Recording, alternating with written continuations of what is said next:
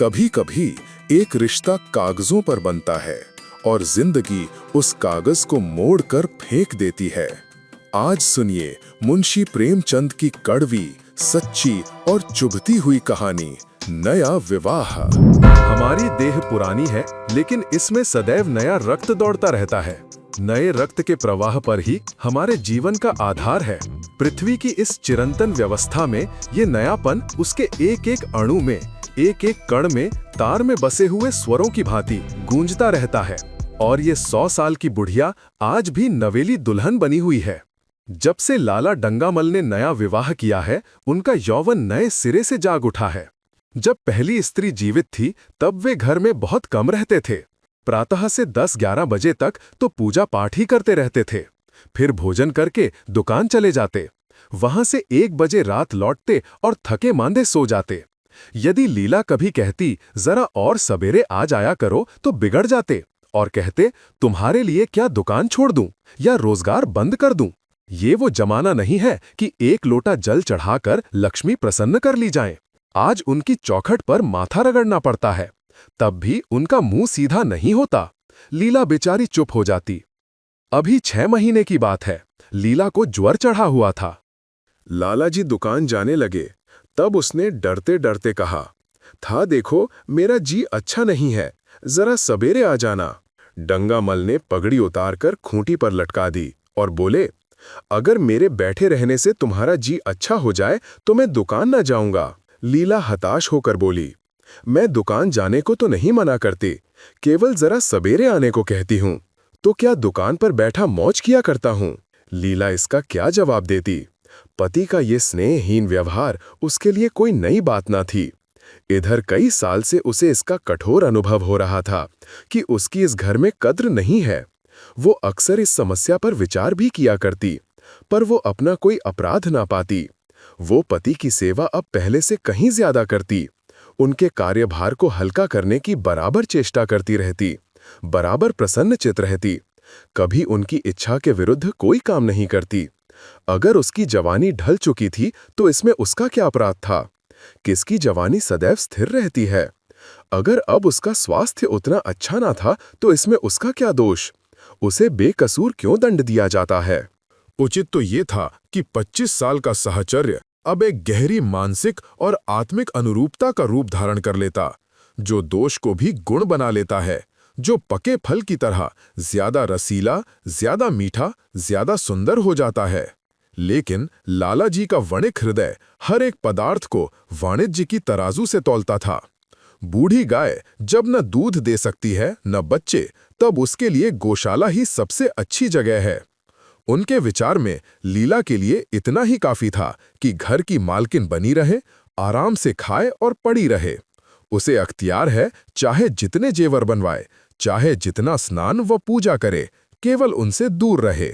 मानव प्रकृति की जटिलता का एक रहस्य ये था कि डंगामल जिस आनंद से लीला को वंचित रखना चाहते थे, जिसकी उसके लिए कोई जरूरत ही न समझते थे, खुद उसी के लिए सदैव प्रयत्न करते रहते थे।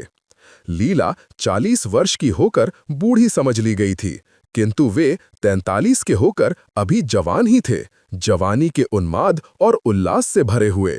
लीला से अब उन्हें एक तरह की अरुचि होती थी, और वो दुखिया जब अपनी त्रुटियों का अनुभव करके प्रकृति के निर्दय आघातों से बचने के लिए रंग व रोगन की आड़ लेती, तब लाला जी उसके बूढ़े नखरों से और भी घृणा करने लगते।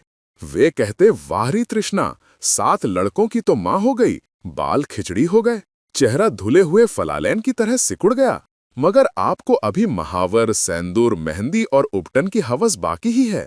औरतों का स्वभाव भी कितना विचित्र है, न जाने क्यों बनाव सिंगार पर इतना जान देती हैं। पूछो अब तुम्हें और क्या चाहिए? क्यों नहीं मन को समझा लेती कि जवानी विदा हो गई और इन उपादानों से वो वापस नहीं बुलाई जा सकती? लेकिन वे खुद जवानी का स्वप्न देखते रहते थे। उनकी जवानी की तृष्णा अभी शांत न हुई थी। जाड़ों में रसों और पाकों का सेवन करते रहते थे। हफ्ते में 2 बार खिजाब लगाते और एक डॉक्टर से मंकी ग्लैंड के विषय में पत्र व्यवहार कर रहे थे। लीला ने उन्हें असमंजस में देखकर कातर स्वर में पूछा, कुछ बतला सकते हो, कै बजे आओगे? लाला जी ने शांत भाव से पूछा, तुम्हारा जी आज कैसा है? लीला क्या जवाब दे? अगर कहती है कि बहुत खराब है तो शायद वे महाशय वहीं बैठ जाएं और उसे जली कटी सुनाकर अपने दिल का बुखार निकालें। अगर कहती है कि अच्छी हूं तो शायद निश्चिंत होकर 2 बजे तक कहीं खबर लें। इस दुविधा में डरते डरते बोली, अब तक तो हल्की थी लेकिन अब कुछ भारी हो रही है। तुम जाओ, दुकान पर लोग तुम्हारी राह देखते होंगे। हाँ, ईश्वर के लिए 1-2 न बजा देना, लड़के सो जाते हैं, मुझे जरा भी अच्छा नहीं लगता, जी घबराता है। सेठ जी ने अपने स्वर में स्नेह की चाशनी देकर कहा, 12 बजे तक आज जरूर जाऊंगा। लीला का मुख धूमिल हो गया। उसने कहा, 10 बजे तक नहीं आ सकते? 11:30 से पहले किसी तरह नहीं। नहीं, 10:30। अच्छा, 11 बजे। लाला वादा करके चले गए, लेकिन 10 बजे रात को एक मित्र ने मुजरा सुनने के लिए बुला भेजा। इस निमंत्रण को कैसे इनकार कर देते? जब एक आदमी आपको खातिर से बुलाता है, तब ये कहाँ की भलमनसाहत है कि आप उसका निमंत्रण अस्वीकार कर दें? लाला जी मुजरा सुनने चले गए, 2 बजे लौटे। चुपके से आकर नौकर को जगाया और अपने कमरे में आकर लेट रहे। लीला उनकी राह देखती, प्रतिक्षण विकल वेदना का अनुभव करती हुई न जाने कब सो गई थी। अंत को इस बीमारी ने अभागिनी लीला की जान ही लेकर छोड़ा। लाला जी को उसके मरने का बड़ा दुख हुआ। मित्रों ने संवेदना के तार भेजे। एक दैनिक पत्र ने शोक प्रकट करते हुए लीला के मानसिक और धार्मिक सद्गुणों को खूब बढ़ाकर वर्णन किया। लाला जी ने इन सभी मित्रों को हार्दिक धन्यवाद दिया और लीला के नाम से बालिका विद्यालय में 5 वजीफे प्रदान किए तथा मृतक भोज तो जितने समारोह से किया गया वो नगर के इतिहास में बहुत दिनों तक याद रहेगा। लेकिन 1 महीना भी न गुजरने पाया था कि लाला जी के मित्रों ने चारा डालना शुरू कर दिया और उसका ये असर हुआ कि 6 महीने की विधुरता के तप के बाद उन्होंने दूसरा विवाह कर लिया। आखिर बेचारे क्या करते? जीवन में एक सहचरी की आवश्यकता तो थी ही और इस उम्र में तो एक तरह से वो अनिवार्य हो गई थी।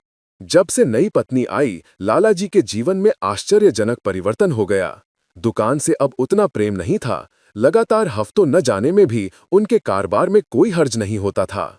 जीवन के उपभोग की जो शक्ति दिन दिन क्षीण होती जाती थी, अब वो छींटे पाकर सजीव हो गई थी। सूखा पेड़ हरा हो गया था, उसमें नई नई कोपलें फूटना लगी थीं। मोटर नई आ गई थी, कमरे नए फर्नीचर से सजा दिए गए थे, नौकरों की भी संख्या बढ़ गई थी, रेडियो आ पहुंचा था और प्रतिदिन नए नए उपहार आते रहते थे। लाला जी की बूढ़ी जवानी जवानों की जवानी से भी प्रखर हो गई थी, उसी तरह जैसे बिजली का प्रकाश चंद्रमा के प्रकाश से ज्यादा स्वच्छ और मनोरंजक होता है। लाला जी को उनके मित्र इस रूपांतर पर बधाइयां देते, जब वे गर्व के साथ कहते, भाई हम तो हमेशा जवान रहे और हमेशा जवान रहेंगे। बुढ़ापा यहाँ आए तो उसके मुंह में कालिख लगाकर गधों पर उल्टा सवार करा के शहर से निकाल दें। जवानी और बुढ़ापे को न जाने क्यों लोग अवस्था से संबंध कर देते हैं। जवानी का उम्र से उतना ही संबंध है जितना धर्म का आचार से, रुपए का ईमानदारी से, रूप का श्रृंगार से। आजकल के जवानों को आप जवान कहते हैं, उनकी 1000 जवानियों को अपने 1 घंटे से भी न बदलूंगा। मालूम होता है उनकी जिंदगी में कोई उत्साह ही नहीं, कोई शौक नहीं। जीवन क्या है? गले में पड़ा हुआ एक ढोल है। यही शब्द घटा बढ़ाकर वे आशा के हृदय पटल पर अंकित करते रहे थे। उससे बराबर सिनेमा, थिएटर और दरिया की सैर के लिए आग्रह करते रहते। लेकिन आशा को न जाने क्यों इन बातों में जरा भी रुचि न थी। वो जाती तो थी मगर बहुत टाल टूट करने के बाद। एक दिन लाला जी ने आकर कहा, चलो आज बजरे पर दरिया की सैर करें। वर्षा के दिन थे, दरिया चढ़ा हुआ था, मेघमालाएं अंतर्राष्ट्रीय सेनाओं की भांति रंग बिरंगी वर्दियां पहने आकाश में कवायद कर रही थीं। सड़क पर लोग मल्लार और 12 मासा गाते चलते थे। बागों में झूले पड़ गए थे। आशा ने बेदिली से कहा, मेरा जी तो नहीं चाहता। लाला जी ने मृदु प्रेरणा के साथ कहा, तुम्हारा मन कैसा है जो आमोद प्रमोद की ओर आकर्षित नहीं होता? चलो जरा दरिया की सैर देखो। सच कहता हूं, बजरे पर बड़ी बहार रहेगी। आप जाएं, मुझे और कई काम करने हैं। काम करने को आदमी है, तुम क्यों काम करोगी? महाराज अच्छे सालन नहीं पकाता, आप खाने बैठेंगे तो यूं ही उठ जाएंगे। आशा अपने अवकाश का बड़ा भाग लाला जी के लिए तरह तरह का भोजन पकाने में ही लगाती थी। उसने किसी से सुन रखा था कि एक विशेष अवस्था के बाद पुरुष के जीवन का सबसे बड़ा सुख रसना का स्वाद ही रह जाता है। लाला जी की आत्मा खेल उठी। उन्होंने सोचा कि आशा को उनसे कितना प्रेम है कि वो दरिया की सैर को उनकी सेवा के लिए छोड़ रही है। एक लीला थी कि मान न मान चलने को तैयार रहती थी, पीछा छुड़ाना पड़ता था, खामखास सिर पर सवार हो जाती थी और सारा मजा किरकिरा कर देती थी। स्नेह भरे उलाहने से बोले, तुम्हारा मन भी विचित्र है। अगर एक दिन सालन फीका ही रहा, ऐसा क्या तूफान आ जाएगा? तुम तो मुझे बिल्कुल निकम्मा बनाए देती हो। अगर तुम न चलोगी तो मैं भी न जाऊंगा। आशा ने जैसे गले से फंदा छुड़ाते हुए कहा, आप भी तो मुझे इधर उधर घुमा घुमाकर मेरा मिजाज बिगाड़ देते हैं। ये आदत पड़ जाएगी तो घर का धंधा कौन करेगा? मुझे घर के धंधों की रत्ती भर भी परवाह नहीं, बाल की नोक बराबर भी नहीं। मैं चाहता हूं कि तुम्हारा मिजाज बिगड़े और तुम गृहस्थी की चक्की से दूर रहो। और तुम मुझे बार बार आप क्यों कहती हो?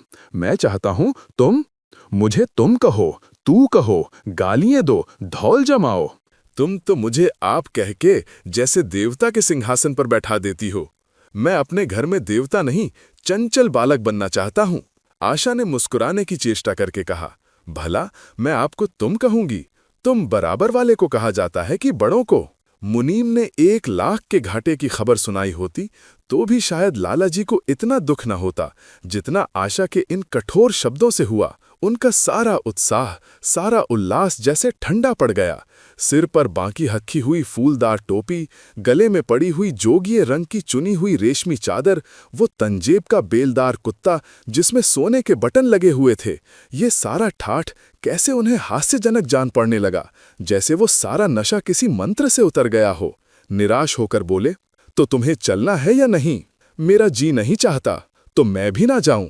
मैं आपको कब मना करती हूं? फिर आप कहा। आशा ने जैसे भीतर से जोर लगाकर कहा, तुम, और उसका मुखमंडल लज्जा से आरक्त हो गया। हाँ, इसी तरह तुम कहा करो। तो तुम नहीं चल रही हो। अगर मैं कहूं तुम्हें चलना पड़ेगा तब चलूंगी। आपकी आज्ञा मानना मेरा धर्म है। लाला जी आज्ञा न दे सके। आज्ञा और धर्म जैसे शब्द उनके कानों में चुभने से लगे। खिसियाए हुए बाहर को चल पड़े। उस वक्त आशा को उन पर दया आ गई। बोली, तो कब तक लौटोगे? मैं नहीं जा रहा हूं। अच्छा, तो मैं भी चलती हूं। जैसे कोई जिद्दी लड़का रोने के बाद अपनी इच्छित वस्तु पाकर उसे पैरों से ठुकरा देता है, उसी तरह लाला जी ने मुंह बनाकर कहा, तुम्हारा जी नहीं करता तो ना चलो, मैं आग्रह नहीं करता। आप नहीं, तुम बुरा मान जाओगे। आशा गई, लेकिन उमंग से नहीं। जिस मामूली वेश में थी उसी तरह चल खड़ी हुई। ना कोई सजीली साड़ी, ना जड़ाऊ गहने, ना कोई सिंगार, जैसे कोई विधवा हो। ऐसी ही बातों पर लाला जी मन में झुंझला उठते थे। ब्याह किया था जीवन का आनंद उठाने के लिए, झिलमिलाते हुए दीपक में तेल डालकर उसे और चटक करने के लिए। अगर दीपक का प्रकाश तेज ना हुआ तो तेल डालने से लाभ। ना जाने इसका मन क्यों इतना शुष्क और नीरस है, जैसे कोई ऊसर का पेड़ हो। कितना ही पानी डालो उसमें हरी पत्तियों के दर्शन ना होंगे। जड़ाऊ गहनों से भरी पेटारियां खुली हुई हैं। कहां से मंगवाए? दिल्ली से, कलकत्ते से। कैसी कैसी बहुमूल्य साड़ियां रखी हुई हैं, एक नहीं सैकड़ों, पर केवल संदूक में कीड़ों का भोजन बनने के लिए। दरिद्र घर की लड़कियों में यही ऐब होता है, उनकी दृष्टि सदैव संकीर्ण रही है। न खा सके, न पहन सके, न दे सके। उन्हें तो खजाना भी मिल जाए तो यही सोचती रहेंगी कि खर्च कैसे करें। दरिया की सैर तो हुई पर विशेष आनंद न आया। कई महीने तक आशा की मनोवृत्तियों को जगाने का असफल प्रयत्न करके लाला जी ने समझ लिया कि इसकी पैदाइश ही मुहर्रमी है, लेकिन फिर भी निराश न हुए। ऐसे व्यापार में एक बड़ी रकम लगाने के बाद वे उसमें अधिक से अधिक लाभ उठाने की वणिक प्रवृत्ति को कैसे त्याग देते? विनोद की नई नई योजनाएं पैदा की जाती। ग्रामोफोन अगर बिगड़ गया है, गाता नहीं या साफ आवाज नहीं निकलती, तो उसकी मरम्मत करानी पड़ेगी। उसे उठाकर रख देना तो मूर्खता है। इधर बूढ़ा महाराज एकाएक बीमार होकर घर चला गया था और उसकी जगह उसका 17-18 साल का जवान लड़का आ गया था। कुछ अजीब गंवार था, बिल्कुल झंगड़ उजड़, कोई बात ही ना समझता था। जितने फुलके बनाता उतनी तरह के। हाँ, एक बात समान होती, सब बीच में मोटे होते, किनारे पतले। दाल कभी तो इतनी पतली जैसे चाय, कभी इतनी गाढ़ी जैसे दही, नमक कभी इतना कम कि बिल्कुल फीकी, कभी इतना तेज कि नींबू का शौकीन। आशा मुंह हाथ धोकर चौके में पहुंच जाती और इस डपोर शंख को भोजन पकाना सिखाती। एक दिन उसने कहा, तुम कितने नालायक आदमी हो जुगल, आखिर इतनी उम्र तक तुम घास खोदते रहे या भाड़ झोंकते रहे कि फुलके तक नहीं बना सकते। जुगल आंखों में आंसू भरकर कहता, बहू जी, अभी मेरी उम्र ही क्या है, 17वां ही तो पूरा हुआ है। आशा को उसकी बात पर हंसी आ गई। उसने कहा, तो रोटियां पकाना क्या 10-5 साल में आता है? आप 1 महीना सिखा दे बहू जी, फिर देखिए मैं आपको कैसे फुलके खिलाता हूं कि जी खुश हो जाए। जिस दिन मुझे फुलके बनाने आ जाएंगे, मैं आपसे कोई इनाम लूंगा। सालन तो अब मैं कुछ कुछ बनाने लगा हूं, क्यों? आशा ने हौसला बढ़ाने वाली मुस्कुराहट के साथ कहा, सालन नहीं, वो बनाना आता है। अभी कल ही नमक इतना तेज था कि खाया न गया, मसाले में कचांधा आ रही थी। मैं जब सालन बना रहा था तब आप यहाँ कब थीं? अच्छा, तो मैं जब यहाँ बैठी रहूं तब तुम्हारा सालन बढ़िया पकेगा। आप बैठी रहती हैं तब मेरी अक्ल ठिकाने रहती है। आशा को जुगल की इन भोली बातों पर खूब हंसी आ रही थी। हंसी को रोकना चाहती थी, पर वो इस तरह निकली पड़ती थी जैसे भरी बोतल उंडेल दी गई हो। और मैं नहीं रहती तब तो आपके कमरे के द्वार पर जा बैठता हूँ, वहां बैठकर अपनी तकदीर को रोता हूँ। आशा ने हंसी को रोककर पूछा, क्यों रोते क्यों हो? ये न पूछिए बहू जी, आप इन बातों को नहीं समझेंगी। आशा ने उसके मुंह की ओर प्रश्न की आंखों से देखा। उसका आशय कुछ तो समझ गई, पर न समझने का बहाना किया। तुम्हारे दादा आ जाएंगे तब तुम चले जाओगे? और क्या करूंगा बहू जी, यहाँ कोई काम दिलवा दीजिएगा तो पड़ा रहूंगा। मुझे मोटर चलाना सिखवा दीजिए, आपको खूब सैर कराया करूंगा। नहीं नहीं बहू जी, आप हट जाइए, मैं पतीली उतार लूंगा। ऐसी अच्छी साड़ी है आपकी, कहीं कोई दाग पड़ जाए तो क्या हो? आशा पतीली उतार रही थी। जुगल ने उसके हाथ से सणसी ले लेनी चाहिए। दूर रहो, फूहड़ तो तुम हो ही, कहीं पतीली पांव पर गिरा ली तो महीनों झींकोगे। जुगल के मुख पर उदासी छा गई। आशा ने मुस्कुराकर पूछा, क्यों, मुंह क्यों लटक गया सरकार का? जुगल रुआंसा होकर बोला, आप मुझे डांट देती हैं बहू जी, तब मेरा दिल टूट जाता है। सरकार कितना ही घुड़के, मुझे बिल्कुल ही दुख नहीं होता। आपकी नजर कड़ी देखकर मेरा खून सर्द हो जाता है।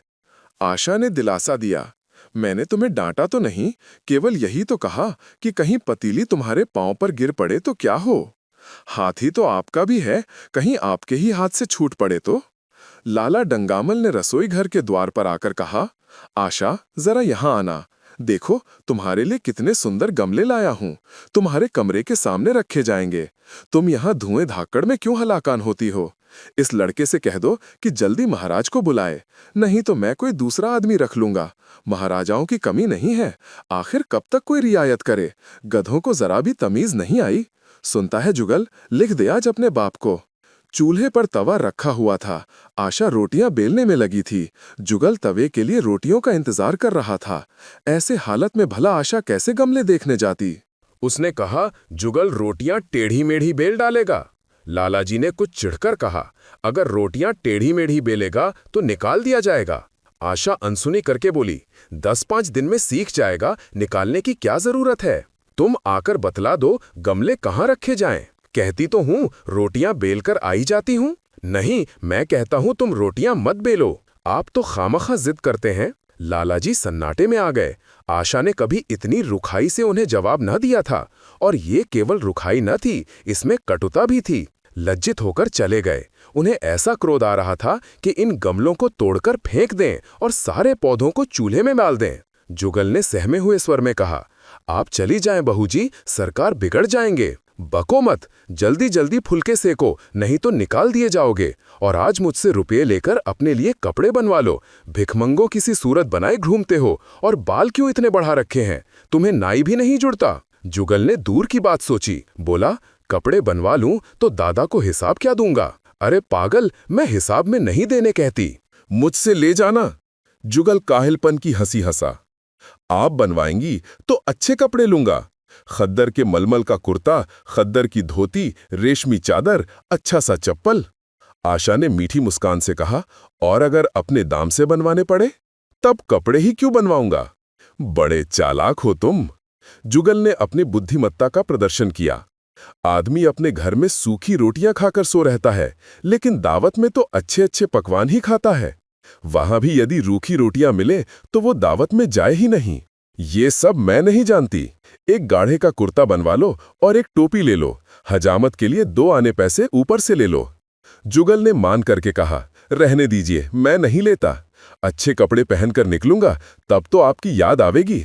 सड़ियल कपड़े पहनकर तो और जी जलेगा।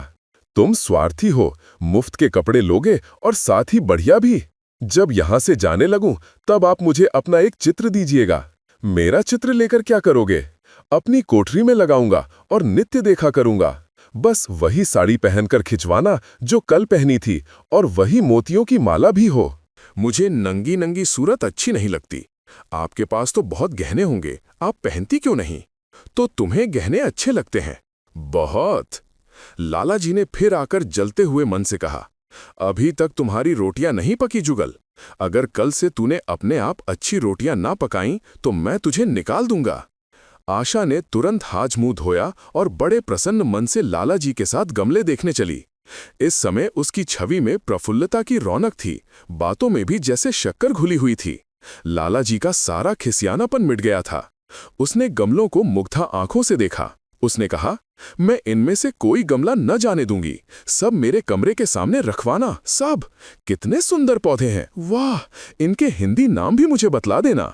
लाला जी ने छेड़ा, सब गमले क्या करोगी? 10-5 पसंद कर लो, शेष मैं बाहर रखवा दूंगा। जी नहीं, मैं एक भी न छोड़ूंगी, सब यहीं रखे जाएंगे। बड़ी लालचिन हो तुम। लालचिन ली सही, मैं आपको एक भी न दूंगी।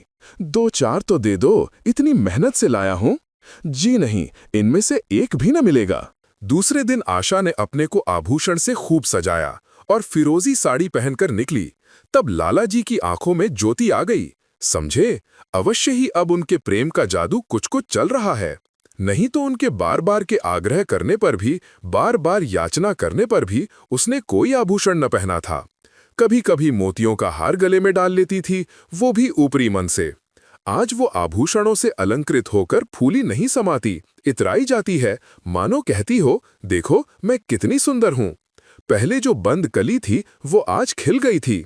लाला जी पर घड़ों नशा चढ़ा हुआ था। वे चाहते थे उनके मित्र और बंधुवर्ग आकर इस सोने की रानी के दर्शनों से अपनी आंखें ठंडी करें, देखें कि वो कितनी सुखी, संतुष्ट और प्रसन्न है। जिन विद्रोहियों ने विवाह के समय तरह तरह की शंकाएं की थीं, वे आंखें खोलकर देखें कि डंगामल कितना सुखी है। विश्वास, अनुराग और अनुभव ने चमत्कार किया है। उन्होंने प्रस्ताव किया, चलो कहीं घूम आए, बड़ी मजेदार हवा चल रही है। आशा इस वक्त कैसे जा सकती थी? अभी उसे रसोई में जाना था, वहां से कहीं 12-1 बजे फुर्सत मिलेगी। फिर घर के दूसरे धंधों सिर पर सवार हो जाएंगे। सैर सपाटे के पीछे क्या घर चौपट कर दें? सेठ जी ने उसका हाथ पकड़ लिया और कहा, नहीं, आज मैं तुम्हें रसोई में न जाने दूंगा। महाराज के किए कुछ ना होगा, तो आज उसकी शामत भी आ जाएगी। आशा के मुख पर से वो प्रफुल्लता जाती रही, मन भी उदास हो गया। एक सोफा पर लेटकर बोली, आज न जाने क्यों कलेजे में मीठा मीठा दर्द हो रहा है। ऐसा दर्द कभी नहीं होता था। सेठ जी घबरा उठे, ये दर्द कब से हो रहा है?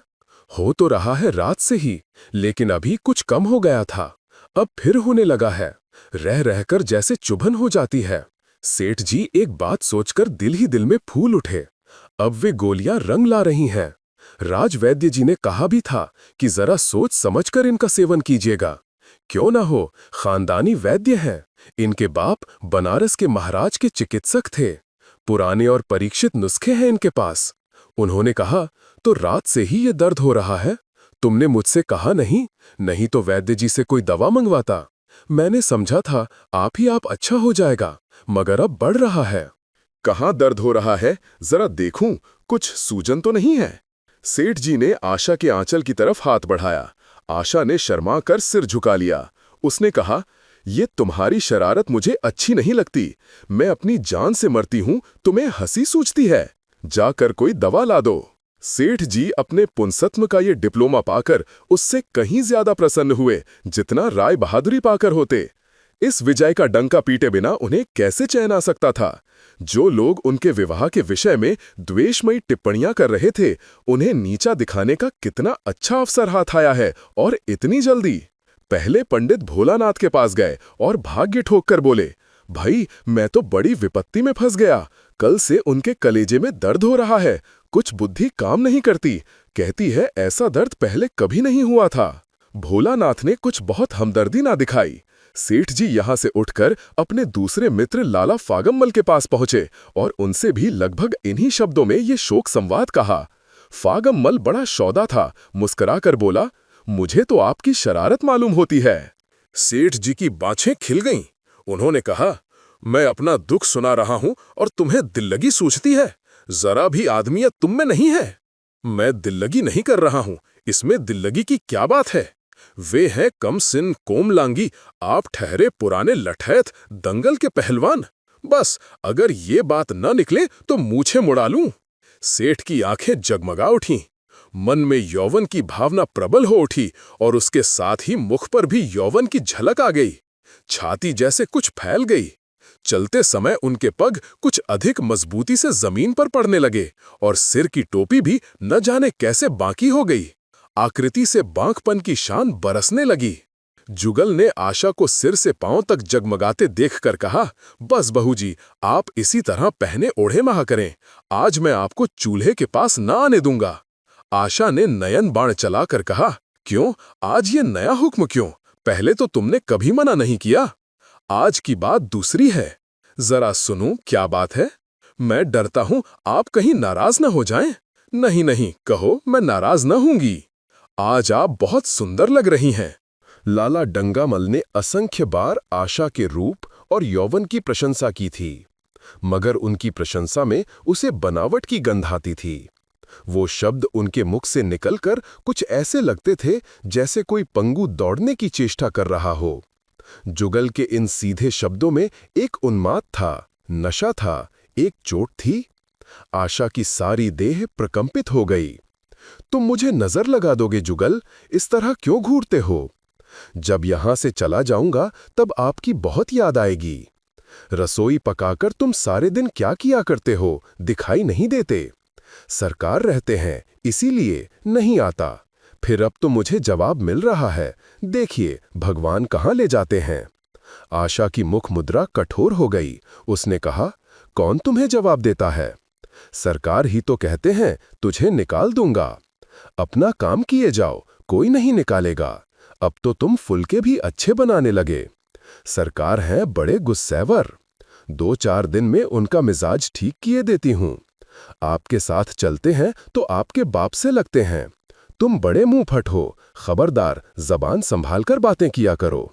किंतु अप्रसन्नता का ये झीना आवरण उनके मनोरहस्य को न छिपा सका। वो प्रकाश की भांति उसके अंदर से निकल पड़ता था। जुगल ने फिर उसी निर्भीकता से कहा, मेरा मुंह कोई बंद कर ले, यहां यो सभी यही कहते हैं। मेरा ब्याह कोई 50 साल की बुढ़िया से कर दे तो मैं घर छोड़कर भाग जाऊं, या तो खुद जहर खा लूं या उसे जहर देकर मार डालूं, फांसी ही तो होगी। आशा उस कृत्रिम क्रोध को कायम न रख सकी। जुगल ने उसकी हृदय वीणा के तारों पर मिज़राब की ऐसी चोट मारी थी कि उसके बहुत जब्त करने पर भी मन की व्यथा बाहर निकल आई। उसने कहा, भाग्य भी तो कोई वस्तु है। ऐसा भाग्य जाए भाड़ में। तुम्हारा ब्याह किसी बुढ़िया से ही करूंगी, देख लेना। तो मैं भी जहर खा लूंगा, देख लीजिएगा।